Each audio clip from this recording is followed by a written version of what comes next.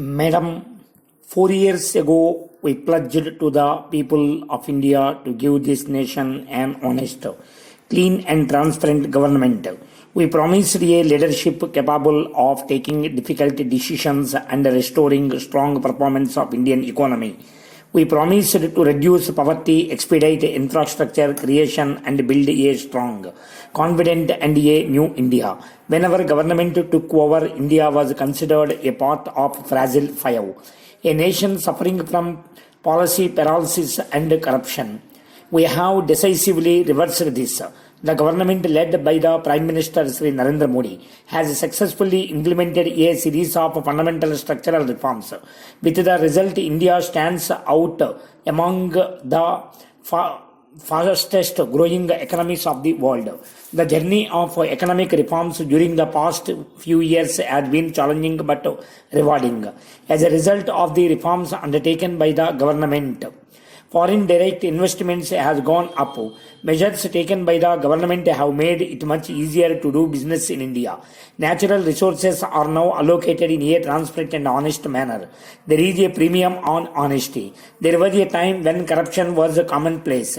Today, our people, especially our youths, are curious to lead their lives honestly. The direct tax system with the introduction of goods and services tax had been made simpler. Benefits to the poor have been targeted more effectively with the use of digital technology. The demonetization of high value currency has reduced the quantum of cash currency and circulation in India. It has increased the taxation base and spurred greater digitalization of the economy. The insolvency and bankruptcy code has changed the lender-debtor relationship. The recapitalized banks bill now have a greater ability to support growth. All these structural reforms in the medium and long run will help Indian economy achieve stronger growth for a long time. Indian economy has performed very well since our government took over in May 2014. India achieved an average growth of 7.5% in first 3 years of our government. Indian economy is now $2.5 trillion. Economy is 7th largest in the world. India is expected to become the 5th largest economy very soon. On purchasing power parity basis, we are already the 3rd largest economy. India's society, polity, and economy had shown remarkable resilience in adjusting with the structural reforms. GDP growth at 6.3% in the second quarter signaled turn around of the economy. We hope to grow at 7.2% to 7.5% in the second half. IMF in its latest update has forecast that India will grow at 7.4% next year.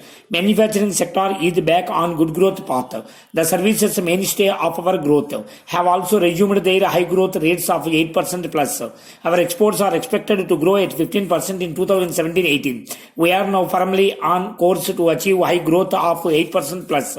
We have taken up programs to direct the benefits of structural changes and good growth to reach farmers, poor and other vulnerable sections of our society, and to uplift the underdeveloped regions.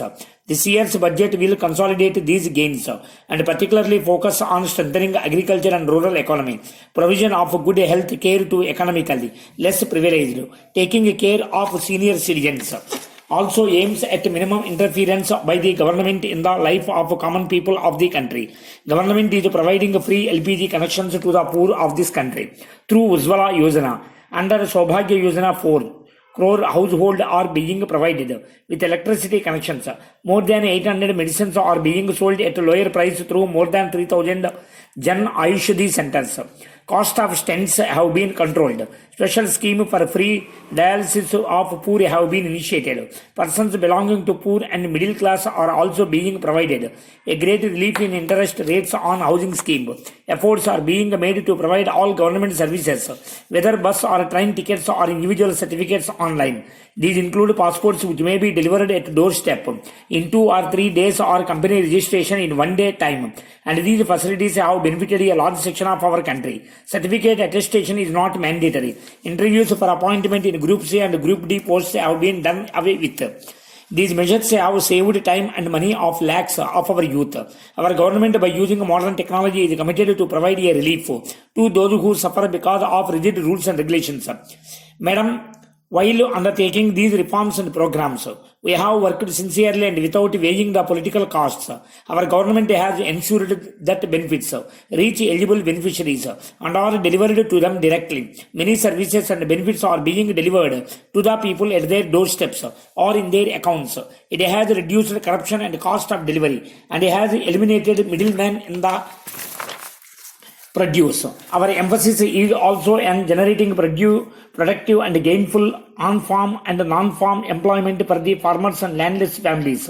Madam Speaker, as a result of the hard work of our country's farmers, agriculture production in our country is at a record level. During the year 2016-17, we achieved a record food grain production of around 275 million tons and around 300 million tons of fruits and vegetables. Madam Speaker, in our party's manifesto, it has been stated that the farmers should realize at least 50% more than the cost of their produce. In other words, 1.5 times of the cost of their production. Government have been very much sensitive to these resolutions and it has declared minimum support price for the majority of Rabi crops at least at 1.5 times the cost involved. Now we have decided to implement this resolution as a principle for the cost of crops. I am pleased to announce that as per predetermined principle, government has decided to keep MSP for the all unannounced crops of Kharif at least at 1.5 times of their production cost. I am confident that this historic decision will prove an important step towards doubling the income of our farmers. Our government works with the holistic approach of solving any issue rather than in fragments. Increasing MSP is not adequate and it is more important that farmers should get full benefits of the announced MSP. For this, it is essential that if the price of the agricultural produce market is less than MSP, then in that case, government should purchase either at MSP or work in a manner to provide MSP for the farmers through some other mechanism. Niti Aayog, in consultation with central and state governments, will put in a place a foolproof mechanism so that farmers will get adequate price for their produce. For better price realization, farmers need to make decisions based on prices likely to be available after its harvest. Government will create an institutional mechanism with the participation of all concerned ministries to develop appropriate policies and practices for price and demand forecast, use of future and options market, expansion of warehouse depository system, and to take decisions about specific exports and imports related measures. Madam Speaker, last year I had announced strengthening of eNAM and to expand coverage of eNAM to 85 APMCs. 470 APMCs have been connected to eNAM network and the rest will be connected by March 2018. More than 86% of our farmers are small and marginal. They are not always in a position to directly transact at APMCs and other wholesale markets. We will develop and upgrade existing 22,000 rural hearts into Grameen agricultural markets. In these GRAMs, physical infrastructure will be strengthened using MGNREGA and other government schemes. These GRAMs electronically linked to eNAM and exempted from regulations of APMCs will provide farmers facility to make direct sale to consumers and bulk purchases. An agriculture market infrastructure fund with a corpus of 2,000 crore will be set up for developing and upgrading agricultural marketing infrastructure in the 22,000 Grameen agriculture markets and 585 APMCs. Task of connecting all eligible habitations with an all-weather road has been substantially completed, with the target date brought forward to March 2019 from March 2022. It is now time to strengthen and widen its ambit further to include major link routes which connect habitations to agricultural and rural markets, higher secondary schools and hospitals. Prime Minister Gram Sadak Yojana Phase 3 will include such linkages. For several years, we have been stating that India is primarily an agriculture-based country. As India is primarily an agriculture-based country, our district can specialize in some or other agricultural produce and be known for it. But special attention is lacking in this regard. There is a need to develop a cluster-based model in a scientific manner for identified agricultural producers in our districts.